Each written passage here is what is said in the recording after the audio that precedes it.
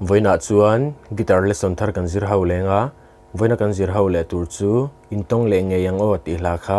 guitara perdan kan zir ho le don ni he hla hi C in kan langa asanga F atniama G chuan G7 kan hmang telanga C7 hi kan hmang tel bokang a C7 chu C kan heta kuzung te in third fret a khanin third string a fifth string atang kan strum thlang chuan strum dan hi chi khatom lenga he hla po hian tiang kan strum le don ni down down down up ti khan a down down down up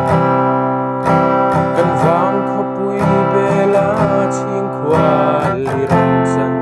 lai khan e ti kan strum ha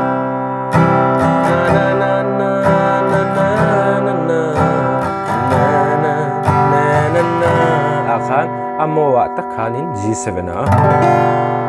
tikhan khami G7 han na khachu avers tin ang vekang a khami atlar to pa zel khan amo ma se chuan chul fang hian liam san achi te khanin C7 ka manga min liam san le ta si kanin tong le am ti dal min tiam khan hela po hi kan strum chuak lenga ahla milin karam play lenga uluk dun lo ngai thlale don nia